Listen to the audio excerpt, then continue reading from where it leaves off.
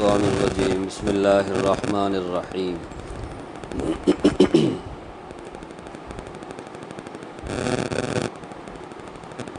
ما كان الله ليذر المؤمنين على ما أنتم عليه حتى يميز الخبيث من الطيب وما كان الله ليطلعكم على الغيب ولكن الله يجتبي من رسله من يشاء فآمنوا بالله ورسله وَإِن تُؤْمِنُوا وَتَتَّقُوا فَلَكُمْ أَجْرٌ عَظِيمٌ۔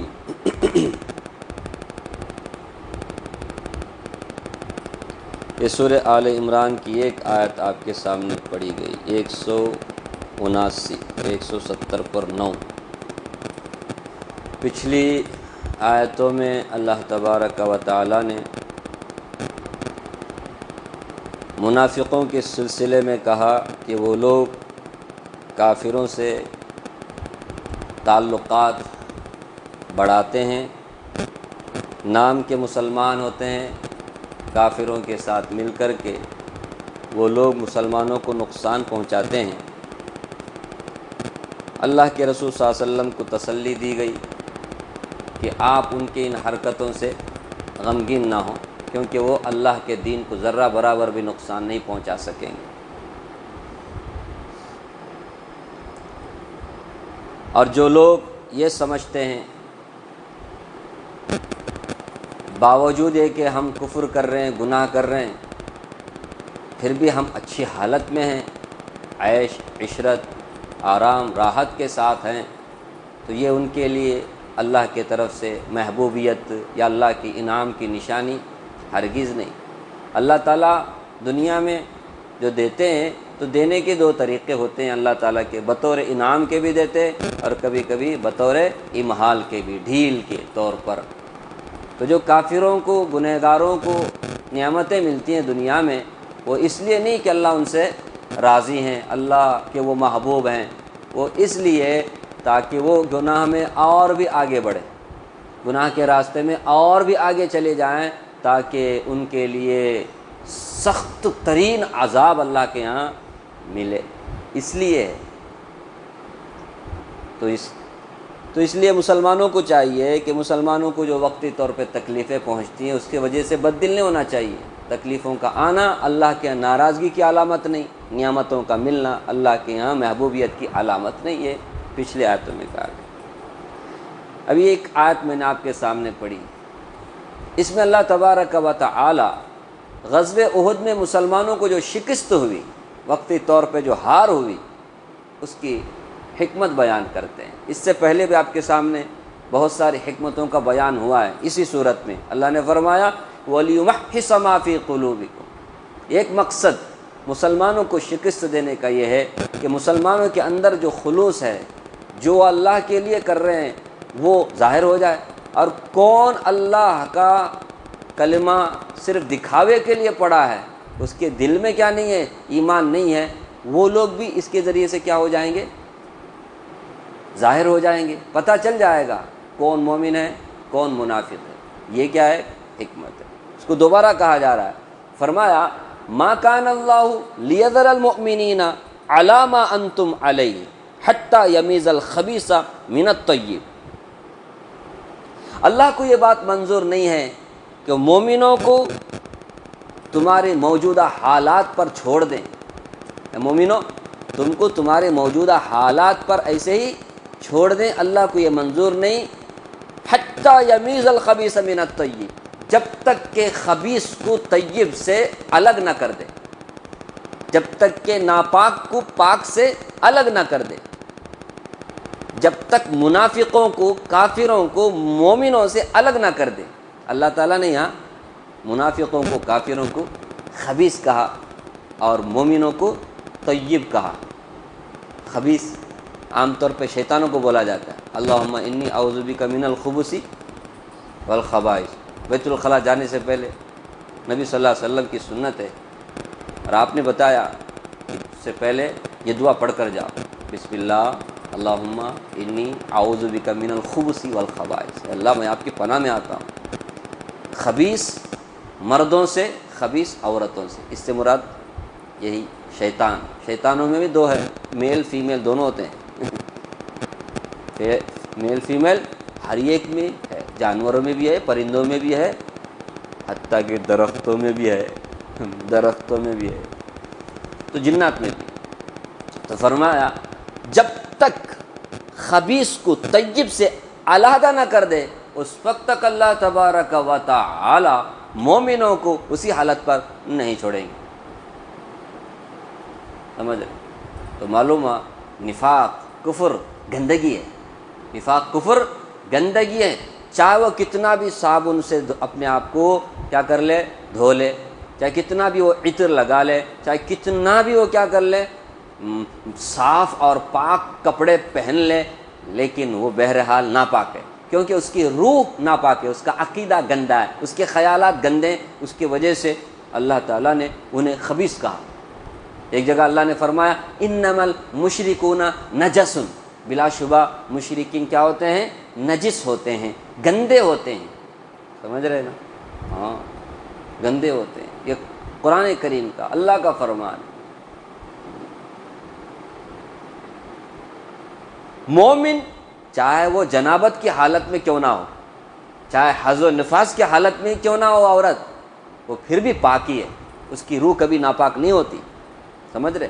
جسم ناپاک ہو جاتا ہے اس کے لیے کیا کیا جاتا ہے، فوراً غسل کرنے کے لیے کہا جاتا ہے کہ جنابت کی حالت میں ایسے مت رہو، کیا کر لو، غسل کر لو، لیکن وہ ناپاک نہیں ہوتے، روح ان کی ناپاک نہیں ہوتی، جسم ناپاک ہوتا ہے، تبھی تو اس ٹائم پہ بھی وہ نماز اور قرآن چھوڑ کر باقی سب کر سکتے ہیں، سلام کر سکتے ہیں، وہ کھانا بنا سکتے ہیں، وہ کھانا کھا سکتے ہیں، ایک دوسرے سے ملاقات کر سکتے ہیں، سبحان اللہ پڑھ سکتے ہیں، لا الہ الا اللہ پڑھ سکتے ہیں، درود شریف پڑھ سکتے ہیں، اللہ کو یاد کر سکتے ہیں، حیض نفاس جنابت کی حالت میں۔ کیا خیال ہے؟ مسئلہ معلوم ہے نا آپ؟ قرآن اور نماز نہیں پڑھ سکتے، باقی سب کر سکتے ہیں۔ تو مومن کبھی کیا نہیں ہوتا ہے، روحانی طور پہ ناپاک، مومن تو کبھی بھی پاک، جسم ناپاک ہوتا ہے فلاں فلاں کی وجہ سے، تو اللہ نے حکم دیا وضو بناؤ، غسل کرو۔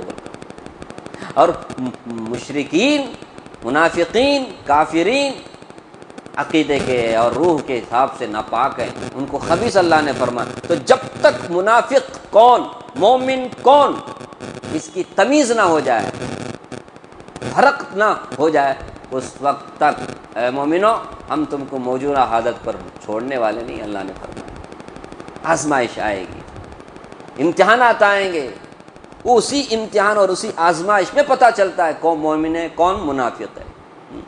اس سے پہلے بھی آپ نے سنا افحسبتم ان معاف کرنا احسب ام حسب الذین کفروا احسب الناس ان یترکوا ان یقولوا آمنا وهم لا یفتنون، جن لوگوں نے ایمان کا دعویٰ کیا ہے کیا ان لوگوں نے یہ خیال کیا ہے کہ انہیں آزمایا نہیں جائے گا، کلمہ پڑھتے ہی ایسے ہی چھوڑ دیا جائے گا؟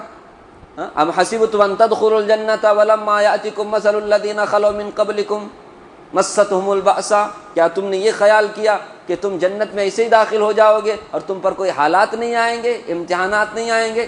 ایسا نہیں ہو سکتا۔ امتحانات اسی لیے ہیں تاکہ پرکھیں اللہ تبارک و تعالیٰ کہ یہ مومن ہے، کہ دیکھو کیسے حالات ہیں پھر بھی سبحان اللہ ہی بول رہے ہیں، الحمدللہ ہی بول رہے ہیں، کوئی شکوہ نہیں، کوئی شکایت نہیں اللہ تعالیٰ سے۔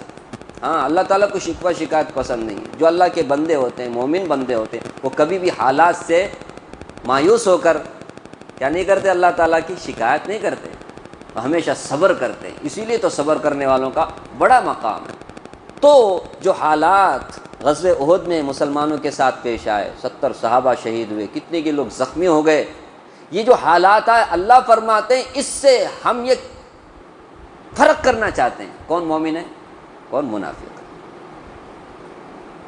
جب یہ آیت نازل ہوئی منافقوں نے کہا کون مومن ہے کون منافق ہے، اللہ کو تو معلوم ہے نا، بتا دیے تو بس نا، انہیں مومن انہیں منافق، یہ حالات کائے کے لیے، یہ امتحان کائے کے لیے، اس سے کتنا نقصان ہو گیا تم لوگوں کا، بتا دینا چاہیے نا، یہ مومن کیا ہے اس میں، نہیں سمجھ رہے۔ ہم میں سے بھی کوئی اعتراض کر سکتا ہے، اللہ تعالیٰ جیسے بہت سارے منافقوں کے نام رسول اللہ صلی اللہ علیہ وسلم کو اللہ نے خاص کر کے بتا دیا، یہ منافق، ان سے ذرا بچ کے رہو۔ لیکن مسلمانوں کو اللہ نے بتایا نہیں۔ مسلمانوں کے بارے میں کہا کہ ہم یہ آزمائش لے آئیں گے، یہ حالات لے آئیں گے، اس سے مسلمانوں کو پتہ چل جائے گا کہ منافق کون ہے، مومن کون ہے۔ اب دیکھو 1000 مدینے سے نکلے تھے، ابھی معاف کرنا احد پہاڑ کے پاس جہاں پر کافروں نے اپنا لشکر جمایا ہوا تھا، تو وہاں پر آنا تھا مقابلہ کرنے کے لیے، تو اس سے پہلے ہی 300 الگ ہو گئے، تو اپنا بتا دیا کہ ہم مومن نہیں ہیں۔ منافقوں نے بتا دیا اس طرح۔ کچھ لوگ اندر تھے 700 میں بھی بزدلی اور کم ہمتی مسلمانوں میں پیدا کر رہے تھے۔ اس سے پہلے ساری تفصیلات آپ کے سامنے آئی کہ ہم لوگ وہاں رہتے تو ہمارے آدمی مارے نہ جاتے، یہاں آئے اس لیے مر گئے، اس طرح کی باتیں کر کے مسلمانوں کی ہمت کو کمزور کر رہے تھے، سمجھ رہے؟ تو اس کے ذریعے سے مسلمانوں کو پتہ چل گیا کہ کون منافق، کون مومن، کون منافق، کون ہمارے آستین کے سانپ بنے ہوئے۔ تو اگر اعتراض کیا جائے، ایک سوال کیا جائے، یہ سب حالات لانے سے پہلے ہی بتا دیا تو اچھا تھا نا، یہ سب حالات کی ضرورت نہیں نا، ہاں مسلمانوں کو تکلیف نہ ہوتی تھی نا۔ تو یاد رکھیں، اس کا بھی جواب دیا اللہ تعالیٰ نے۔ یہ سارے غیب کی بات ہے نا، یہ کس کی بات ہے؟ ارے کس کے دل میں ایمان ہے، کس کے دل میں نفاق ہے، یہ پوشیدہ چیز ہے، اسی کو غیب بولتے ہیں، اور غیب کا علم صرف اللہ کو ہوتا ہے۔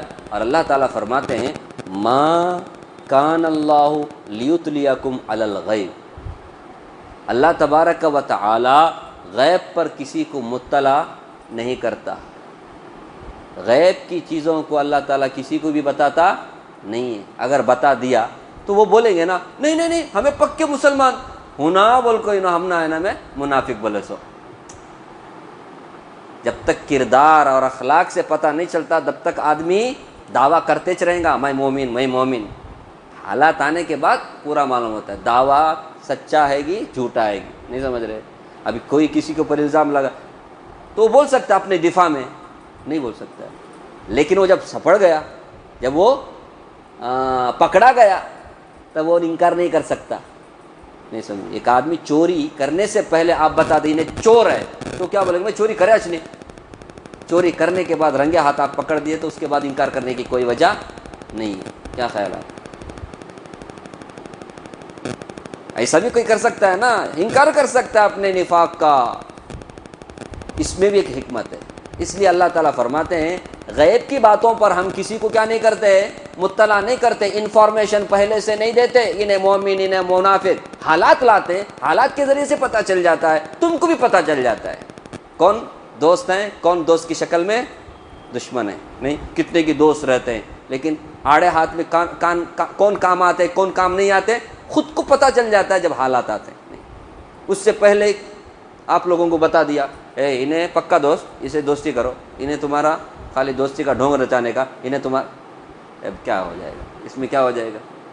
ظاہر سی بات ہے جس کے اوپر یہ کہا جا رہا ہے کہ انہیں تمہارا دوست، وہ بولے گا نہیں بھائی میں ایسا نہیں ہوں، سب انکارج کر دیں گے۔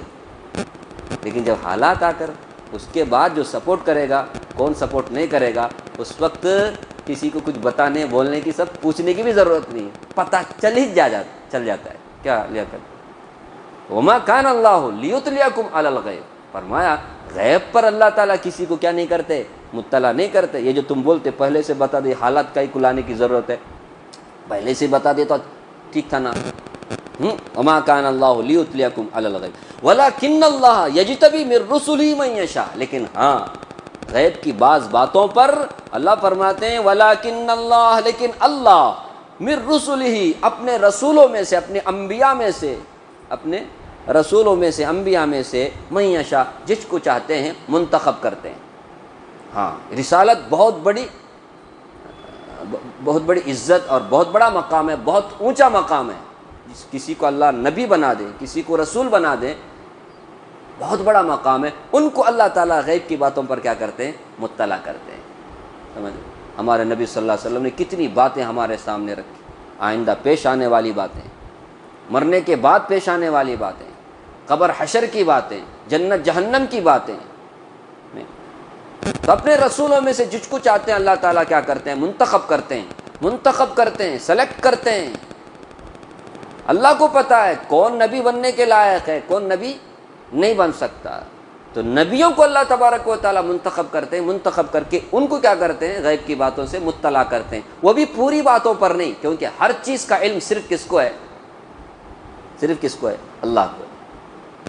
نبیوں کو اللہ تعالیٰ بتا دیتے ہیں آئندہ پیش آنے والی باتیں اس کے بارے میں، یا پچھلی جو واقعات ہیں گزر گئے، اس زمانے میں یہ نبی نہیں تھے لیکن بتا دیا جاتا ہے. حضرت یوسف علیہ السلام کا قصہ بتا دیا جاتا ہے، حضرت نوح علیہ السلام کا قصہ، حضرت صالح علیہ السلام کا، حضرت آدم علیہ السلام کا، سارے قصے ہمارے نبی صلی اللہ علیہ وسلم کسی سے پڑھے نہیں، کسی سے پڑھے نہیں، کسی یونیورسٹی میں بھی پڑھے نہیں، کسی بھی عالم سے نہیں پڑھے. اللہ نے وحی کے ذریعے سے آپ کو یہ ساری باتیں بتا دی. اللہ نے قرآن کریم میں فرمایا تلک من انباء الغیب، یہ غیب کی خبریں ہیں، نوحیہا الیک، جو ہم آپ کی طرف کیا کر رہے ہیں، وحی کر رہے ہیں. یہ وحی کی روشنی میں آپ کیا کر رہے ہیں، بتا رہے ہیں. تو بعض باتیں اللہ تبارک و تعالیٰ وحی کی کیا کر دیتے ہیں، انبیاء کو بتا دیتے ہیں، سب کو نہیں بتاتے. سمجھ رہے، ہمیں تمہیں صرف نبیوں کو بتاتے ہیں. چنانچہ رسول اللہ صلی اللہ علیہ وسلم کو علم تھا. کون منافق، لاسٹ میں کسے، حذیفہ بن یمان کو وہ سارا لسٹ دے کر کے چلے گئے. ان سے ذرا حضرت عمر بن خطاب کو بھی نہیں معلوم تھا. حضرت عمر بن خطاب بھی بولتے تھے حذیفہ بن یمان میرا نام تو اس میں نہیں ہے نا، میں دوسروں کے بارے میں پوچھتا نہیں کس کس کا نام ہے، میں اپنے بارے میں میرا نام تو نہیں ہے نا. حتیٰ کہ ان کا جو انتقال ہو گیا، ان کی وفات ہو گئی، حضرت حذیفہ بن یمان رضی اللہ عنہ جس جنازے کی نماز میں شریک ہوتے تھے، اس جنازے کی نماز میں وہ شریک ہوتے تھے. حضرت عمر بن خطاب رضی اللہ عنہ کے جنازے کی نماز میں شریک ہوئے تو حضرت عمر بن خطاب نے کہا تھا اگر حذیفہ بن یمان شریک ہوں تب میرا جنازہ، میری میت میرے رسول اللہ صلی اللہ علیہ وسلم کے بازو میں، آپ کے قبر کے بازو میں میرے قبر کو کھودنا، اگر وہ شریک نہیں ہو تو نہیں. اتنے بڑے صحابی ہیں. تو یہ نبی صلی اللہ علیہ وسلم ان کو خاص بتا دیا، سب مسلمانوں کو اللہ نے نہیں بتایا، اور اللہ کے رسول نے بھی منع فرمایا بتانے سے. یہ اللہ کی خاص حکمت ہے، سمجھ رہے. تو وما کان اللہ لیطلعکم علی الغیب، غیب کی باتوں پر مطلع اللہ تعالیٰ نہیں کرتے، لیکن رسولوں کو اللہ تعالیٰ منتخب کرتے ہیں اپنے لیے، اپنے غیب کی خبریں ان کو بتا دیتے ہیں. تو اس کی وجہ سے وہ عالم الغیب نہیں ہوتے. یاد رکھنا عالم الغیب صرف کون ہے، اللہ ہے. قرآن کریم میں ہے، نبی صلی اللہ علیہ وسلم سے کہا گیا قل لا یعلم من فی السماوات والارض الغیب الا اللہ. پیغمبر آپ کہو زمین آسمان میں جتنی بھی غیب کی چیزیں ہیں اس کا علم صرف کس کو ہے، اللہ کو ہے، اللہ کے سوا کسی کو نہیں. ذرے ذرے کا علم صرف کس کو ہے، اللہ کو ہے، کسی نبی کو نہیں ہے، کسی نبی کو نہیں ہے. اگر کوئی مانتا ہے کہ ذرے ذرے کا علم نبی کو بھی ہے، رسول اللہ کو بھی ہے، تو پھر وہ شرک کرنے والا ہے، کیونکہ اللہ کی صفت کے ساتھ کس کو بھی جوڑ لیا، انہیں اللہ کے نبی کو بھی جوڑ دیا. یہ ہمارے نبی کا مقام بڑھا نہیں رہے ہیں، ایسے جو عقیدے رکھتے ہیں وہ گھٹا رہے ہیں. نبی آ کر کے کہہ رہے ہیں کہ غیب کی بات صرف اللہ جانتے ہیں، اور اسی نبی کے ماننے والے کہتے ہیں نہیں ہمارا نبی بھی. ارے نبی خود بول رہے ہیں کہ میں غیب کی بات نہیں جانتا. ولا اعلم الغیب، ایک جگہ ہے قل لا یعلم، اس کے ساتھ میں ولا اعلم الغیب، کہ میں غیب کی بات نہیں جانتا. کہے جا رہے قل لا املک لنفسی نفعا ولا ضرا، پیغمبر آپ کہو میں اپنے لیے بھی، اپنے ذات کے لیے بھی نفع نقصان کا مالک نہیں ہوں. چاہے جائے کہ میں تمہارا نفع تمہارا نقصان میرے ہاتھ میں نہیں، نفع نقصان کا مالک صرف کون ہے، اللہ ہے. کتنی آیتیں ہیں جس میں صاف کہا گیا ہے عالم الغیب والشہادۃ هو الرحمن الرحیم، غیب اور شہادت کا علم صرف کس کو ہے، رحمان رحیم اللہ کو ہے. تو غیب کی بعض باتیں ہمارے نبی نے بتائی، رسولوں نے بتائے، اس کی وجہ سے وہ عالم الغیب نہیں ہوتے. اتنا ہے کہ اللہ تعالیٰ نے ان کو اتنا بڑا مقام دیا، غیب کے پردوں پر سے وہ پردے کو ہٹا دیتے ہیں، غیب کی بہت ساری باتیں بتا دیتے ہیں.